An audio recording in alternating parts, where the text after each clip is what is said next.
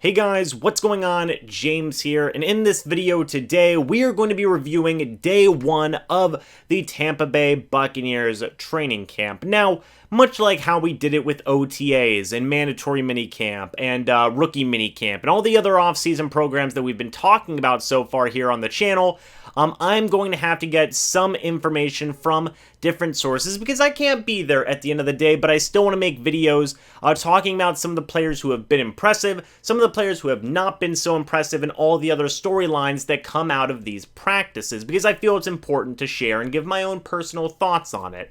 But I did get this information from our good friends over at pewterreport.com, specifically an article written by Scott Reynolds. I will have a link to their YouTube channel and the article down in the pinned comment in the comment section down below. And then also I was able to get a little bit more of nuggets of information, if you will, from the press conferences, the media sessions that happened after today's practice. So I'm going to be incorporating those into these videos as well as the other information that we've been getting from, say, Buccaneers.com, pewterreport.com that I did in, previous installments of these practice reviews with, mandatory minicamp, rookie minicamp, and OTAs. So we're doing it the same way, but just a little bit more information to help us out here. But the first thing that I want to talk about here about this day of practice is there was a very clear message being sent from every single person in the Tampa Bay Buccaneers organization. That message being that the Super Bowl victory, that is now in the past, and this is a fresh start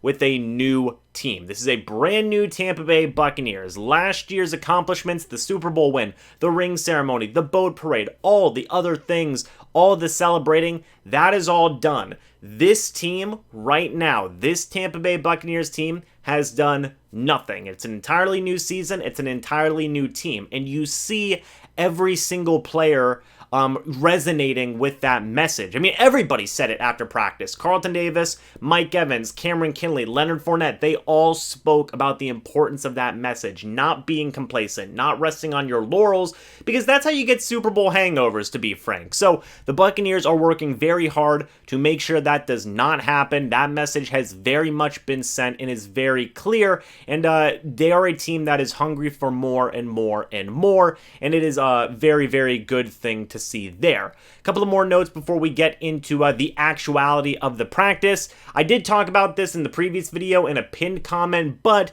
Curtis Riley's no longer on this team. He was waived July 22nd. The Buccaneers signed safety Chris Cooper, who is formerly of the Denver Broncos practice squad. He should be a pretty good young addition and maybe make some noise for that fourth safety job. And then they also signed tight end Daquan Hampton. Again, another big, young, physical tight end. We will see how both those players do in training camp, but one of my predictions is already wrong because I forgot that Curtis Riley wasn't on the team anymore. I didn't even see it, to be honest. So, yeah, one of my predictions for the 53-man roster is already wrong, but in the pinned comment I said, put Javon Hagan now in that fourth safety spot. But without further ado, let's start talking about this practice. Players who were not participating in this practice were Raven Green, who was held out due to personal reasons, O.J. Howard, who still participated in warm-ups. He was catching some passes from Tom Brady, which is a great thing to see, but he did not participate in the remainder of the practice. Antonio Brown was held out due to a non-injury. It wasn't necessarily explained. He was dressed for the practice, he was late for the practice, and then he just didn't participate. So why he was late, why he didn't participate, it's anybody's guess. I just wrote it down as non-injury because we didn't get an explanation. Jordan Whitehead is on the illness list, and then finally, Justin Watson, Cam Brate, John Franklin, and Chris Wilcox are all on the physically unable to perform list or PUP list. They can come back from that at any time. Jordan Whitehead's going to take a little bit more time. Same with O.J. Howard, and Antonio Brown and Raven Green should hopefully be ready to go very, very soon. But going into the notes, Tom Brady looked great in this practice. He connected well with Chris Godwin and Scotty Miller during 11-on-11 portions of this practice. He may have missed one or two throws, but overall, he did look very solid. Tom Brady had a Tom Brady-esque practice. Now, Arians was asked about how Tom was moving around after practice, and Bruce Arians said this: Tom looks great. Tom looks fine. And Tom was seen wearing a brace on his leg, but Bruce Arians didn't seem worried about it. Everybody knows at this point that Tom Brady played the entirety of last season on a torn MCL. The Tampa Bay Buccaneers knew nothing about that, so people were understandably worried about Tom Brady here going into training camp and saying, hey Tom, how's that knee doing? Because he did have surgery on it a long time ago. He is pretty much fully healed now, but people were understandably worried. Bruce Arians, he's saying Tom looks great, he looks fine, and Arians ain't worried about that brace. So overall, it seems like Tom Brady is going to be okay with his knee. Another interesting thing that kind of jumped off the page to me in terms of looking at some of the notes from this practice was Ross Cockrell was playing safety during this practice. Now, this could just be a one-time thing due to all the absences that they had in this practice at the safety position. Raven Green wasn't there. Jordan Whitehead wasn't there. Curtis Riley was waived / injured, so he might end up on the injured reserve for the Tampa Bay Buccaneers. And then Chris Cooper, he's only had maybe 1 or 2 days to learn the playbook, so they were down 3 safeties, essentially, right? They were down 3 guys, 1 starter, 2 backups, with a new backup coming in who doesn't know the playbook yet. So Ross Cockrell, being the guy that he is, the ultra versatile secondary player that he is, he played safety during this practice, and Bruce Arians had this to say on Cockrell. He's a guy that he's so smart, he can play a lot of positions. He might give us an ability to bring up another gunner if he can cover 3 or 4 spots on the roster for game day. So, will this be a one-time thing, or will Ross Cockrell just point blank see more consistent playing time at that safety position? It's not a foreign concept for the Tampa Bay Buccaneers. Rondé Barber, towards the end of his career, was playing safety. Now, Ross Cockrell's not towards the end of his career, but, versatility is a big thing in the NFL, especially for Bruce Arians and his coaching staff, not just along, say, the offensive and defensive line, but really any position. So, good for Ross Cockrell to make himself more valuable to the team, show that he can play a little bit of safety if he absolutely needs to, and Cockrell just keeps on impressing, man. He really does. He's already got that 4th cornerback job locked down. Now you're telling me he can do the 4th cornerback job and potentially be a backup safety as well? The dude is just an absolute beast. Another player who got a little bit of praise here from Bruce Arians was Giovanni Bernard. This is what Bruce Arians had to say. Just like spring, he's quick. He knows how to get open. He's a vet. I think he did a lot of studying because his pass protection was all new in the spring, but he did a great job today. So, good for Giovanni Bernard. There's a lot of high hope and a lot of hype surrounding Bernard and what he can do in this offense. Both John Ledyard of Pewter Report and Billy here on YouTube with O and the C have both said that, at the end of the day, Giovanni Bernard is going to be a huge offensive piece here for the Tampa Bay Buccaneers. Billy even went as far as to say that by the end of the season, he might be the most impactful offensive weapon. And the more that I hear about Giovanni Bernard, the more that I'm seeing reported on him, the more I'm getting just excited to watch him play in the preseason and in the regular season as well. I think he's going to be a wonderful target for Tom Brady, a great receiving back who can help out in pass protection. One of the more, bigger flaws that the Tampa Bay Buccaneers had coming away from the 2020 season. It seems like Giovanni Bernard can clean a lot of that up, so that's very exciting to see.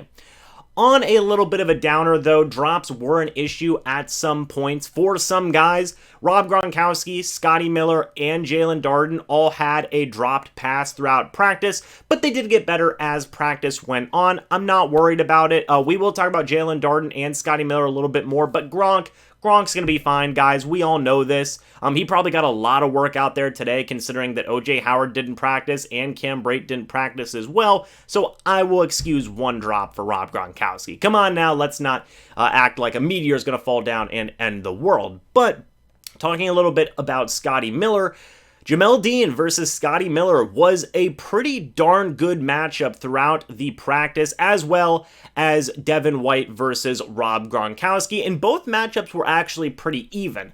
Dean got to play on Miller, Miller got to play on Dean, White got to play on Gronkowski, Gronkowski got to play on White. Overall, it was a very even matchup, and you love to see that, right? You love to see that type of heated competition going on, because iron sharpens iron. Players are going to make each other better, and Miller versus Dean is just awesome because it's just two absolute speed guys going against each other, and we love to see that. Probably the fastest wide receiver on the team and the fastest cornerback on the team going head-to-head. That would have been so much fun to watch. And then also Devin White going up against Gronkowski. Yeah, give me that every single day of the week. Maybe get Levante David against Gronkowski as well, and we're having loads of fun. Ndamukong Suh and Will Golston both made good run-stop plays at the line of scrimmage, while Jason Pierre-Paul also had a pass deflection at the line of scrimmage. This was really the only time that they were brought up throughout the research that I was able to do, but overall they both, all three of those guys at least made a play or two and showed that they're getting warmed up, they're getting ready to go for the regular season as well.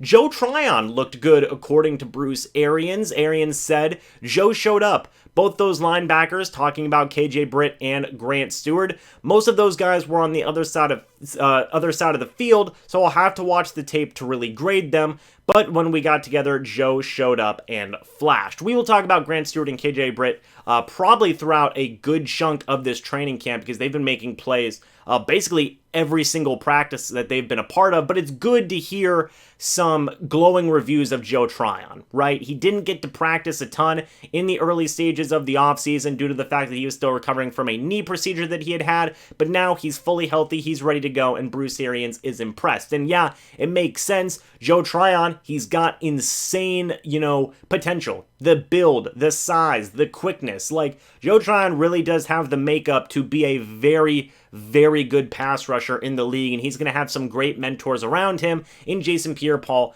and in Shaq Barrett. Another player who was good throughout the day was Tyler Johnson. A lot of people are, very much pulling for Tyler Johnson and hope that he is going to be good, and he was off to a very good start in training camp today. There was also some good plays at points from Ronald Jones and Sean Murphy-Bunting as well, and Blaine Gabbert made a couple of nice passes in there as well. Cody McElroy had a 30-yard touchdown from Gabbert during practice, one of Gabbert's better throws on the day, and McElroy and Tanner Hudson got more snaps with tight ends being thin, with obviously, again, O.J. Howard and Cam Brate not being able to practice here. You saw guys like McElroy, like Hudson, getting more work, and another guy who we will mention here in a moment. Jalen Darden, I talked about him a little bit earlier. He had a drop during this practice. He was definitely up and down throughout the day. Now, this is a very important note in my opinion, which I was very happy to see this. He had great chemistry with Brady and was getting open easily against the starters. That's huge, in my opinion. And we've talked about it throughout the offseason, ever since he was drafted. Evan, over at the Cannon Fire podcast, as well as many other guests I've had here on the channel, are all saying, hey, Jalen Darden, he could be that dude. And I'm fully on the Jalen Darden train, too. I have not seen really anything besides just insane glowing reviews about Jalen Darden since he has been drafted. We've seen it in the rookie minicamp, we've seen it in mandatory minicamp, we've seen it in OTAs. Jalen Darden is beating everybody in terms of route running, and now he's even going up against starters, and he is still getting open. This is absolutely wonderful to see, and he's developing a chemistry with Tom Brady. I know a lot of people were kind of not so hot on the idea at first, but the more time that goes on, guys, the more I think that we're going to see Jalen Darden work his way into the offense more than people might be giving him credit for. I really do think Darden could make a decent level of an impact, not just on special teams, but also in the offense as well. But with all that being said, he did struggle with a couple of drops during practice. Bruce Arians said this. Now, also Jalen Darden was recovering from a hamstring injury. That was what he was mainly asked about. But Arians said, oh, he's fine. He's just dropped too many dang passes. He gets wide open. He's just got to catch it every time. And he's got great hands. So I think it was just a little nerves. And then Mike Evans even took it a step further and said this on Darden. We've got two rookie receivers playing really good. Jalen is so fast, and he's going to be a really good player for us. So Mike Evans gives his stamp of approval to Jalen Darden, and Bruce Arians gives yet again another stamp of approval to Jalen Darden. All the media has been raving about Jalen Darden the more they see him in practice. I think he's going to be a very, very special player, in my opinion, for this offense.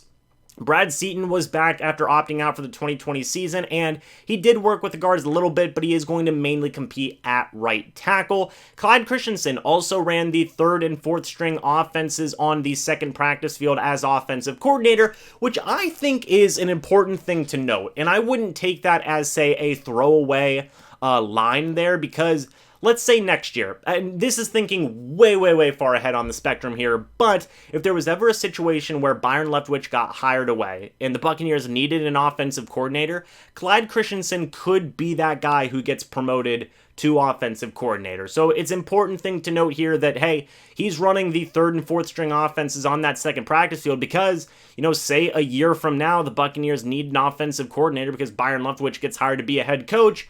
There's Clyde Christensen. And, he's been a coach around the league for so many years. He's had experience as an offensive coordinator. He's been considered for head coaching opportunities before. He would be a good guy to be an offensive coordinator, in my opinion.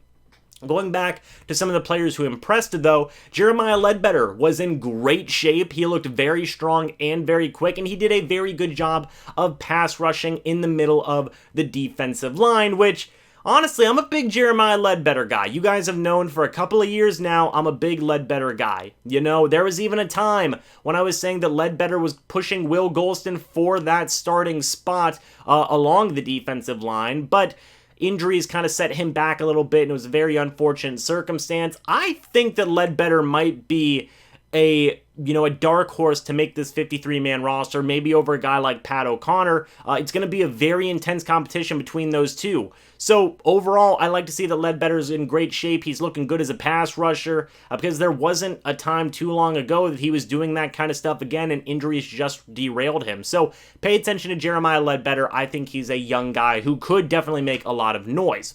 We talked about some of the backup tight ends earlier. Jerrell Adams, just to get another guy, he had a very nice red zone touchdown from Ryan Griffin, and he's one of those guys who was on a tryout contract. They signed him to a full-time deal, and he's been able to make some plays, especially in the red zone. OTAs, mandatory minicamp. Adams has shown up as a backup tight end. If they keep 4 tight ends, maybe Adams could be a dark horse for that spot. We'll have to wait and see, but overall, good for him to make some noise in the red zone, especially catching some passes from Ryan Griffin. Cameron Kinley also got some praise from Bruce Arians. He had said, oh yeah, he came back in great shape and was studying just in case, so he's ready to roll. Cameron Kinley battling for that fifth cornerback spot with a long list of guys that I've talked about multiple times here on the channel. So good for Cameron Kinley to kind of get back into the swing of things, get some love from the head coach, and be able to show the Buccaneers yet again what he can do.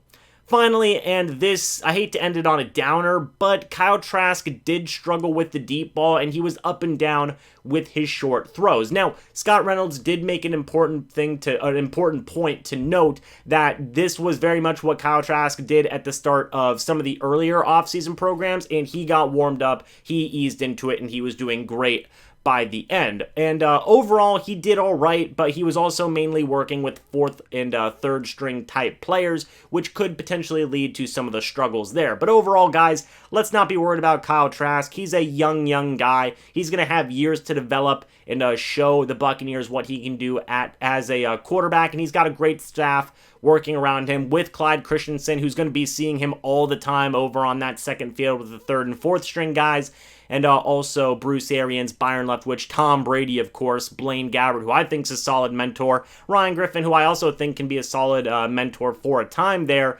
Trask will be all right. Did he struggle in his first training camp? Sure, but so did Jalen Darden. So did some of the other rookies there that have already been, kind of up and down throughout this process. So overall, I think that, all the rookies are going to be good at the end of the day. I think they're all going to be able to make some level of an impact here on this Tampa Bay Buccaneers team. But what do you guys think? Let me know your thoughts about all of this down in the comments section below. How do you think about some of the guys who did good? How do you think about some of the guys who did not do so good? And overall, give me your thoughts about day number 1 of the Tampa Bay Buccaneers training camp. Thank you guys so much for watching this video. Hope you all enjoyed, and I will see you all in the next video or the next live stream. But until then, and as always, guys, goodbye for now, and go Bucs.